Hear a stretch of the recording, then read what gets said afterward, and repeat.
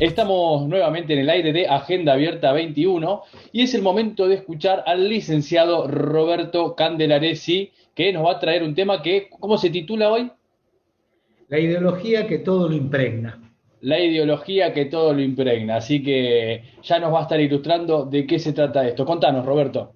En este caso vamos a hablar un poco de ideología. La ideología como herramienta de poder. Este, pero efectivamente la ideología también es un término polisémico porque tiene distintas acepciones y es aplicado, digamos, no solo por las distintas órbitas con que se mira y se emplea el concepto, sino también sus distintos objetos de estudio. Una breve introducción, primero, digamos, para el público en general, de qué estamos hablando. La ideología en sí, o las ideologías, son sistemas de creencias fundamentales o axiomáticas fundamentales, quiere decir que a partir de los valores que despliega, son fundamentos para las conductas, para las morales, etcétera, etcétera, relativamente estables, porque esa es otra condición, quiere decir que en el tiempo perdura, y socialmente compartida por los miembros de una colectividad de actores sociales, naturalmente, de cualquier comunidad o de una sociedad entera, etcétera, etcétera. Bien, ahora, como dijimos, nosotros vamos acercándonos a la ideología de la dominación. Pero antes, digamos brevemente, para hacer honor a aquellos que realmente, digamos, desarrollaron este concepto, esta categoría filosófica, conceptual, tenemos que nombrar primero a Destud de Tracy, que es uno de los intelectuales que le dieron letra a la Revolución Francesa. ¿Estamos? Un noble que... Porque hizo un opúsculo que trató digamos, justamente de las ideas, de decir que las ideas eran sistemáticas, que las ideas tenían un principio y tenían un objetivo. Fue el primero, digamos, en darse cuenta de que había un mecanismo íncito en todas las movidas políticas, en todas las movidas sociales, etcétera, etcétera. Pero digamos, llegó hasta ahí, que no es nada poco, pero digamos, no hizo ulteriores desarrollos, digamos, como después vinieron ya en el siglo XX, Marx y Engels. A todo esto, perdón, de estudio tras sí, tenemos que nombrar también, se inspiró seguramente en Locke, que algo había escrito, y en Condorcet, que es otro autor francés, pero ya más de su propia época, que hablaron también, decían, bueno, miren que acá las percepciones del pueblo son importantes, etcétera, etcétera. Sentaron las bases. Después Marx y Engels van a decir que la ideología tiene un doble carácter, que forma la conciencia, y por supuesto acá lo mencionamos, pero naturalmente ellos lo argumentaron bien, y que existe también como un dato que a partir de la ideología imperante, de una ideología grande, de una ideología totalizadora, se crea falsa conciencia. Entonces ya vamos matizando un poco el término. Luego vino Gramsci, que dijo que del análisis del origen de la idea, que era el concepto original, vamos a pasar a significar, ya siglo XX, ¿no? Esto lo escribió en 1930 aproximadamente. Él vio que dice que para analizar esto, para desglosar, tenemos que sistematizarlo. O sea, porque en realidad, precisamente, la ideología es un sistema de ideas. Es decir, le da otra vuelta, es decir, ya lo complejiza. Bueno, en definitiva, también él fue uno de los que, digamos, de alguna manera dio la idea de que la energía que tenían las creencias populares eran tan fuerte como las fuerzas materiales.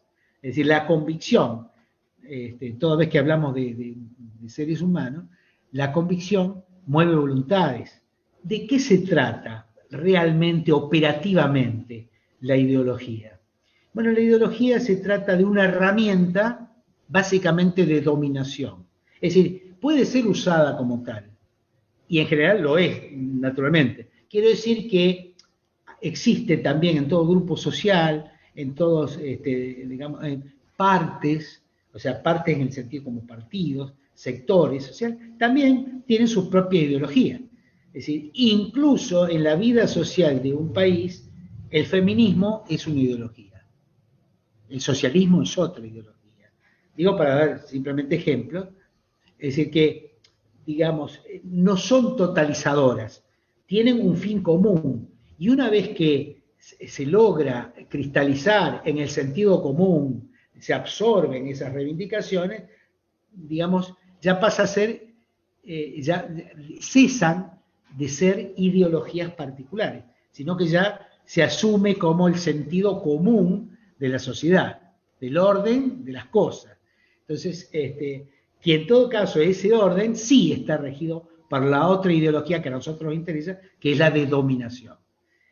En definitiva, la escala de valores que se impone en la sociedad a través de ciertos discursos, ya vamos a ver que Althusser dice, que es otro, digamos, teórico marxista, posterior también a Gramsci, por supuesto, prácticamente contemporáneo, siempre la clase dominante se va a hacer de los resortes del Estado. O sea, va a tratar de colonizar el Estado.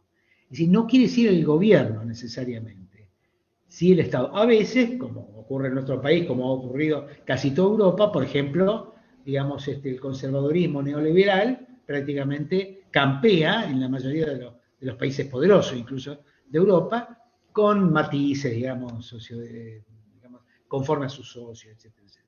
Bueno, el macrismo es una expresión de neoliberal, una expresión corporativa del poder fáctico, digamos, que se alzó con el poder formal también. Claro, ahí, Robert, perdóname, Sí, porque me gustaría sí, esclarecer un poquito más, porque a veces, muchas veces, lamentablemente, se toman los términos como sinónimos o se utilizan mal. sí, Eh, pero cuando hablamos, vos bien dijiste que se hacen del Estado, no necesariamente del gobierno muchas veces. Cuando tienen el gobierno, pueden explotar muchas más áreas del Estado, pero quiero decir, claro, eh, sí, sí, sin eh, duda.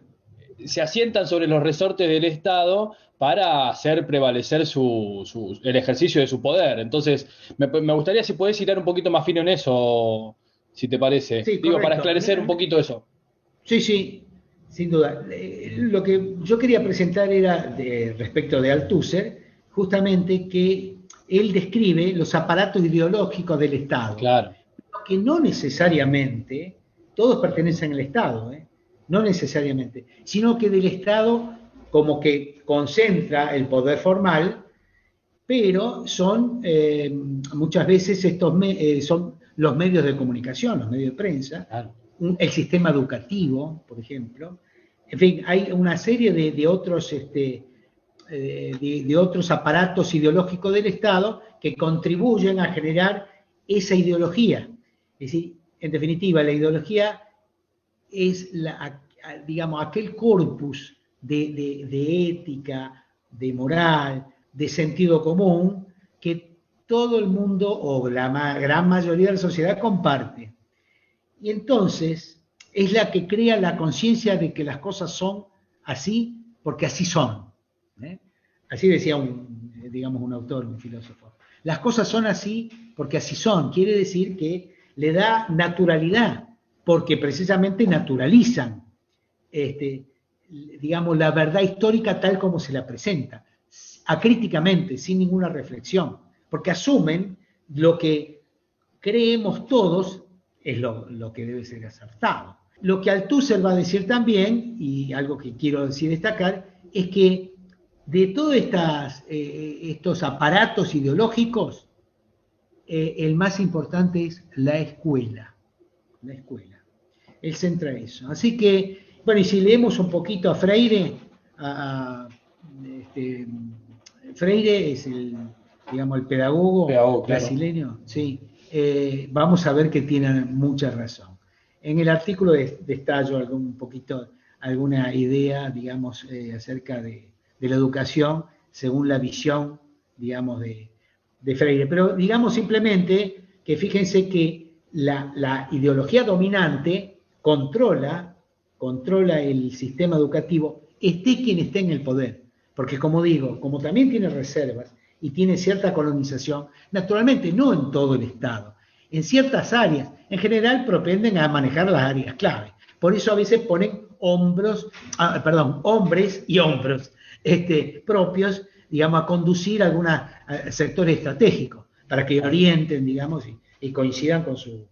Entonces, fíjense, en la educación, por ejemplo, la educación es simplemente una instrucción, un entrenamiento, eso es lo que pretenden que sea, no un despertar, ¿no? Para nada. O sea, justamente es una de las funciones de la ideología, es reproducir, digamos, el orden como está y no cuestionarlo, aunque se diga otra cosa. Esto es lo que quiero que sea, digamos, entendido. Se proclama, así como la democracia, recién también lo veíamos, es una coincidencia porque no estábamos de acuerdo para presentar estos temas, pero tiene muchas cosas concurrentes, ¿no? Es decir, una cosa es la declamación y otra cosa es la praxis, cómo las cosas se llevan a cabo, ¿no? Bueno, en definitiva, el derecho va a ser otro herramienta. Es decir, todo el aparato jurídico, todo el aparato, la normatividad jurídica, como decía Kelsen, que es uno de los autores más importantes de la descripción del derecho, digamos que el derecho es el sentido de los actos de voluntad, cuyo objetivo es el control social. O sea, ¿de quién va a ser el derecho? De aquellos que manejan, de aquellos que mandan de verdad, del establishment, en definitiva. Bueno, la ideología se trata de legitimar, de organizar primero el ideario social y luego de legitimar cómo se hacen las cosas, aunque sean injustas, ¿no? Digamos, es una suerte de justificación social, esto de la legitimación. La dominación, a su vez, se interpreta por un fenómeno psicológico.